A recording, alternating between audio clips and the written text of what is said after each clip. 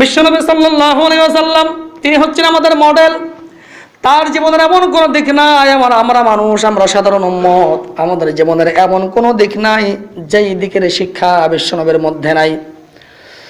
আল্লাহর হাবিব সাল্লাল্লাহু আলাইহি ওয়াসাল্লামকে মানা এত বেশি আমাদের প্রয়োজন।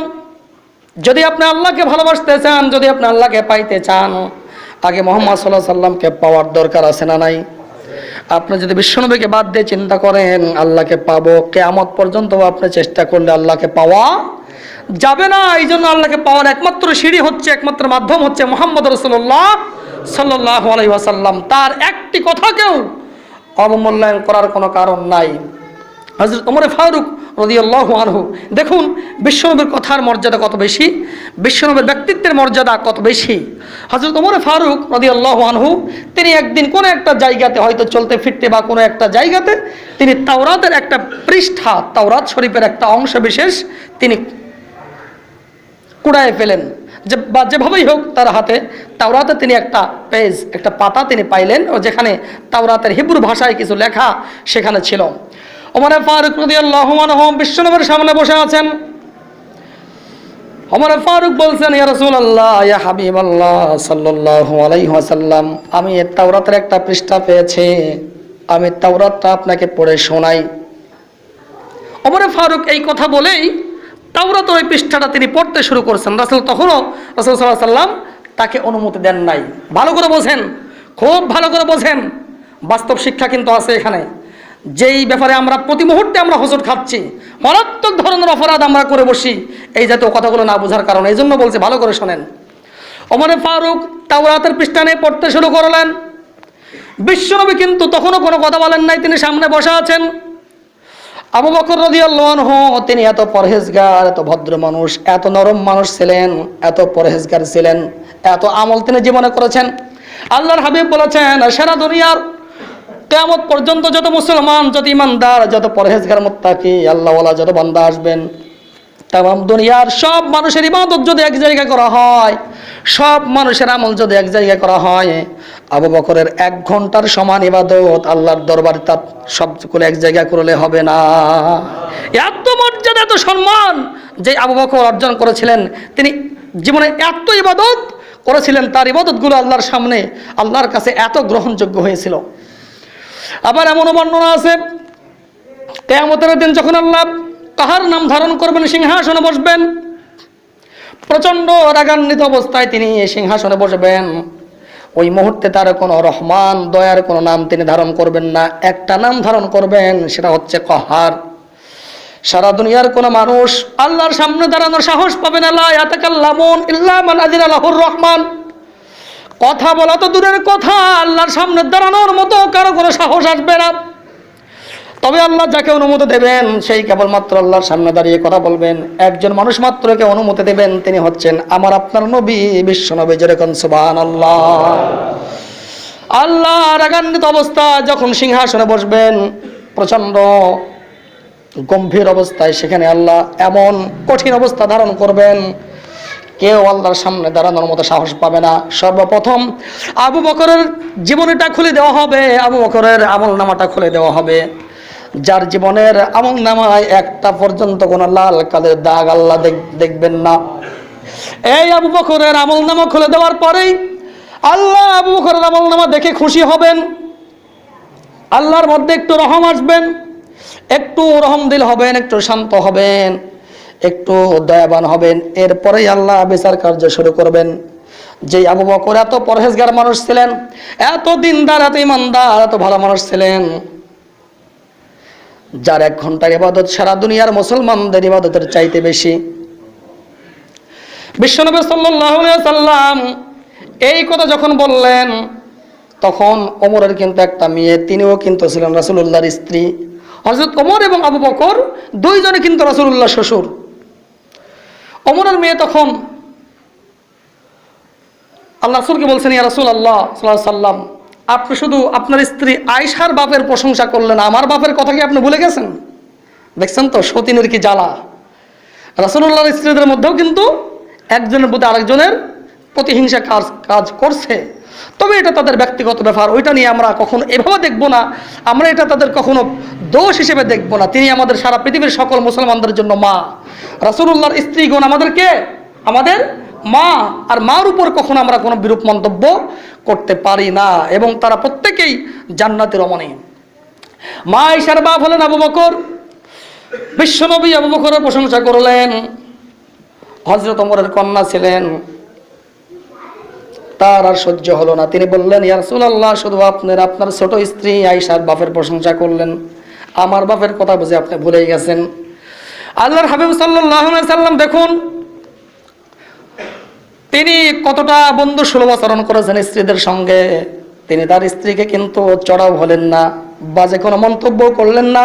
তিনি মুচকি হাসিরে বলছেন, হে আমার বিবি ওমরের কন্যা, তুমি জেনে রাখো তোমার বাবা যেমন এত আমল করেছে, আকাশের তারকা গুণে শেষ করতে পারলেও তোমার বাবার ইবাদত কখনো গুণে শেষ করা যাবে না। ওমরের কন্যা তিনিও খুশি হলেন। তখন তিনি বলছেন, হ্যাঁ, এই তো আপনি ফতোয়ার মতো ফতোয়া দিলেন, খালি আপনি একজনের পক্ষেই বলবেন, অন্য মানুষকে বঞ্চিত করবেন, এটা তো হতে পারে না। তো যা হোক, যে কথা বলতেছিলাম, যে আবু বকর রাদিয়াল্লাহু আনহু এত ভদ্র ছিলেন, এত সুসভ্য, এত নরম কোয়ালিটির মানুষ ছিলেন। তিনি জীবনে কখনো কাউকে চোখ রাঙিয়ে কথা বলেন নাই, উঁচু গলায় কখনো কাউকে ধমক দিয়ে কথা বলেন নাই। ওমরে ফারুক রাসূলুল্লাহর সামনে দাঁড়িয়ে তাওরাতের পাতা তিনি পড়ছেন, যে তাওরাতটা নাজিল হয়েছিল মূসা আলাইহিস সালামের উপরে। সেই তাওরাত একটি অংশ বিশেষ ওমরে ফারুক তেলাওয়াত শুরু করলেন। রাসূলুল্লাহ তখনও সামনে বসা। রাসূল হাও বলেন নাই, নাও বলেন নাই। আবু বকর বলছেন, হে ওমর, তুমি যে কাজটা করলা, এর আগেই যদি তুমি মরে যেতে তাহলেই তো তোমার জন্য ভালো ছিল। কত সাংঘাতিক কথা চিন্তা করছেন। ওমর তাওরাতের পাতা পাঠ করতেছেন, আর আবু বকর ওমরের মৃত্যু কামনা করতেছে, বলতেছে, ওমর, এর আগেই তুমি যদি মরে যেতে সেটাই তোমার জন্য ভালো ছিল। উপস্থিত সাহাবায়ে কেরাম চিন্তা করলেন, সর্বনাশ, আবু বকর তো জীবনে এই জাতীয় কথা যেমন উচ্চারণ করে নাই, আর ওমরের মতো মানুষের জন্য তিনি মৃত্যু কামনা করতেছেন, এর কারণটা কি?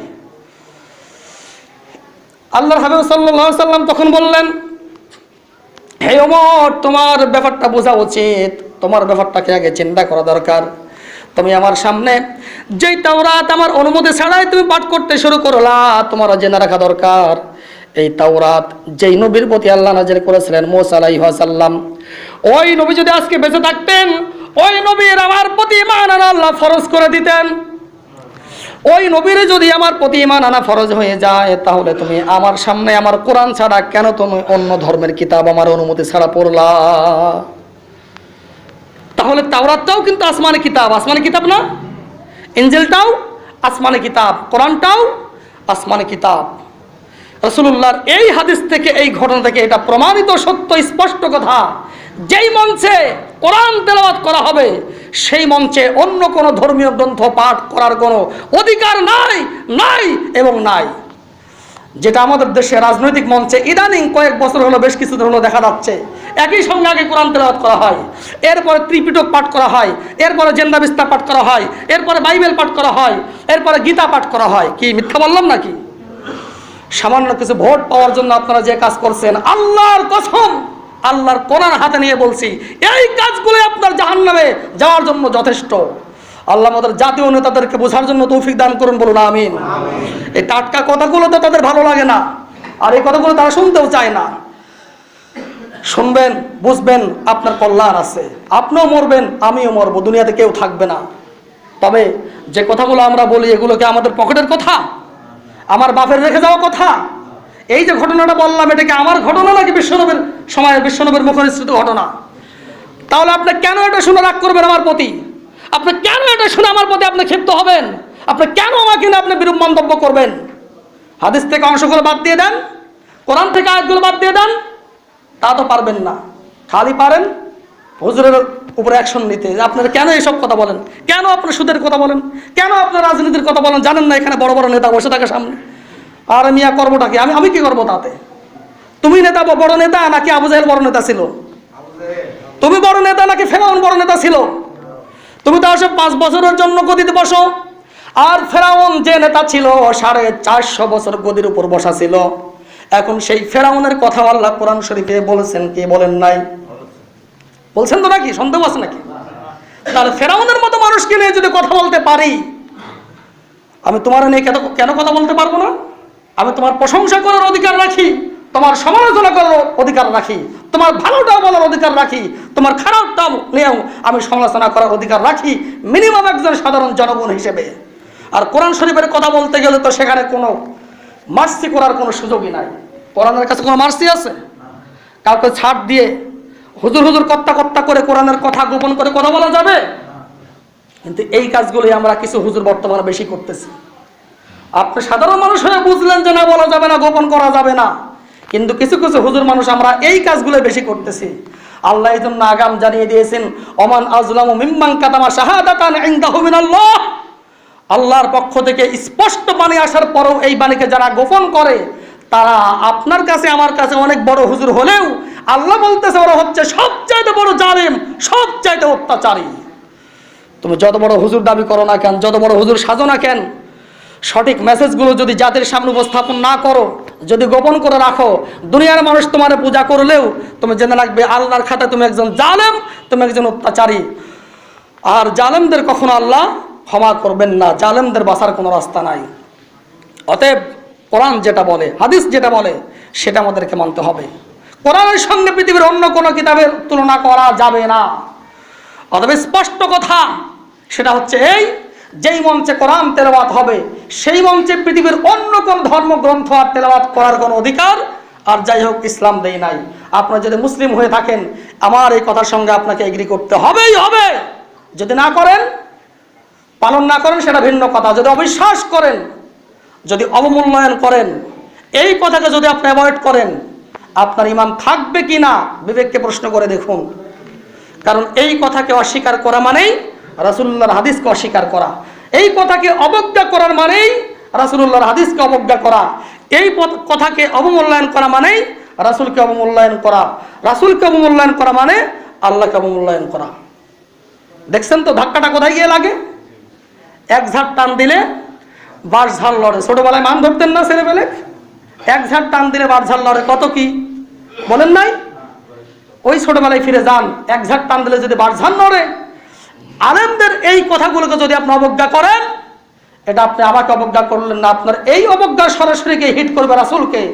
আর যেটা রাসূলকে গিয়ে হিট করবে সেটা তার চাইতে বড় হিট করবে আল্লাহকে। আল্লাহকে হিট দেওয়ার পরে আপনি জান্নাতে যাবেন, আশা করা যায়?